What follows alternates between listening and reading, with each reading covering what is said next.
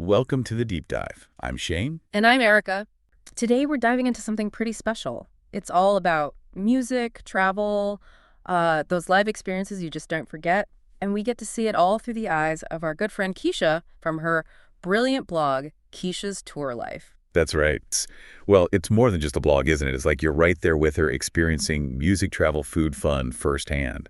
And for this deep dive, we're zooming in on one specific piece, a concert review she wrote that, honestly, it really struck a chord. Yeah, it did. So our mission today basically is to unpack this really special concert experience. It was a tribute to an absolute icon. We want to understand, what made it so powerful for Kecia and maybe what it tells us about the enduring legacy of a music legend. And how can someone performing a tribute manage to connect so deeply that even for a moment, it feels like the legend herself is there? It's fascinating stuff. Definitely. So let's set the scene. Kecia's just browsing YouTube. You know how it is. Right, just a quiet evening, maybe. Exactly. And she makes this, random click, as she puts it, something she figured she'd watch real quick. But it wasn't quick. It turned into this whoa moment, big time. Yeah, she sees this woman on stage. Yeah. Just absolutely nailing a huge Whitney Houston hit. Just, commanding the stage. And that was her very first encounter with Belinda Davids. Just, wow. And you know what's really interesting about where she saw this first? Kecia mentions it was a performance at the Apollo. Oh, wow, the Apollo. Exactly. Oh, yeah. I mean, that's not just any venue. That's like hallowed ground in music history, right?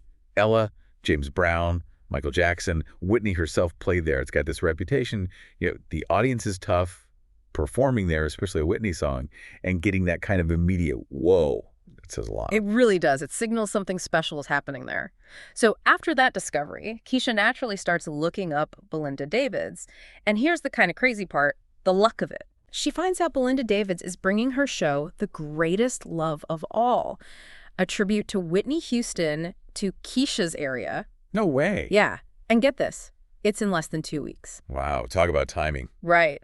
Kecia said she moved with a quickness to check for tickets. And luckily, boom, a great seat was still available. That's amazing. Sometimes things just line up perfectly, don't they? They really do. And just to give a little more background on Belinda Davids herself, she's a South African songstress. Ah. Which I think adds this whole other dimension. South Africa has such a rich, powerful musical heritage. So for an artist from there to take on an American icon like Whitney, it suggests maybe a really unique perspective. It's not just imitation, it's interpretation through her own sort of cultural lens. Music being that universal language again. That's a great point. Okay, so discovery made, tickets secured. Let's jump to the night itself, February 15th, 2020. You can just imagine the buzz, right? The anticipation Kecia must have felt walking in. Definitely. And speaking of the setting, the venue itself is interesting. It was the Cuss Auditorium at the Clark State Performing Arts Center in Springfield, Ohio. Right, not a giant arena. Exactly, an auditorium. That setting, it just fosters a much more intimate feeling, doesn't it? You're closer, the sound is usually really clear, it makes the performance feel more like a shared experience, between the artist and everyone there, which for a tribute, that connection is key. Absolutely. And Kecia's description of the opening, it just grabs you. She says, the clock strikes upon the hour, and the first note of Run to You hits.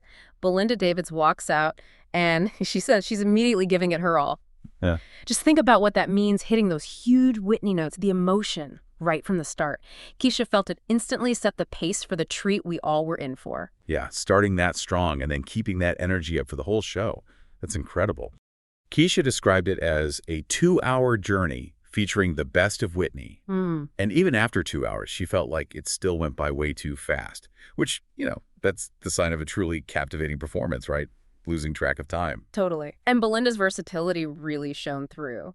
Kecia mentioned she handled everything, the slow, heart-wrenching ballads, the mid-tempo stuff, and then the big up-tempo dance numbers. She even busted a few moves. Yeah. Kecia said she had a few moves with the dancers, so fully engaged, not just standing there. And the costume changes apparently were numerous, but totally seamlessly executed. Didn't break the flow at all. Sounds like a really polished production. It does. Kecia emphasized that there was no moment of lull.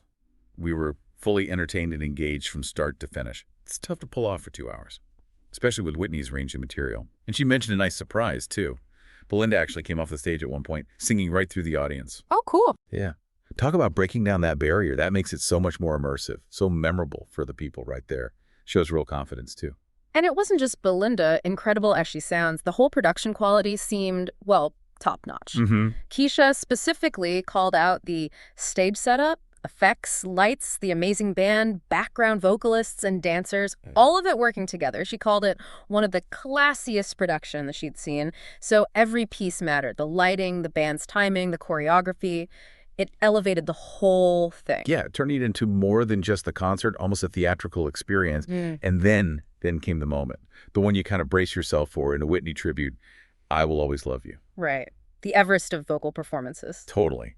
Kecia describes Belinda in this gorgeous white gown and just delivering the song with all the power and emotion Kecia remembered from that YouTube video.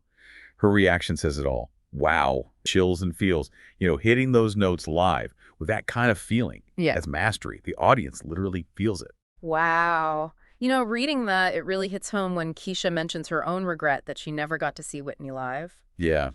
That's something a lot of fans feel, I think, a missed connection. And that's where a great tribute can be so powerful. But Kecia's also really clear-eyed about it. She acknowledges, there isn't, nor will there ever be another nippy note for note. Nippy, yeah, Whitney's nickname. Right. It shows respect for Whitney's uniqueness.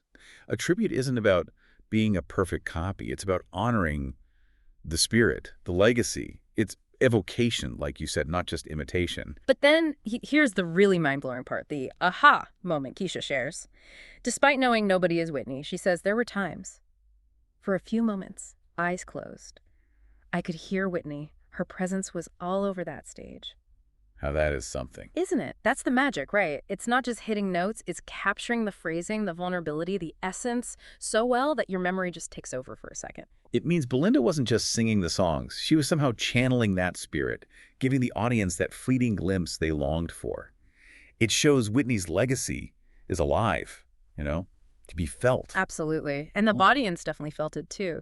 Kecia said they were just spellbound with amazement for this talented, beautiful vocalist. And the proof, not one, but 2 standing ovations. Wow, 2. Yeah.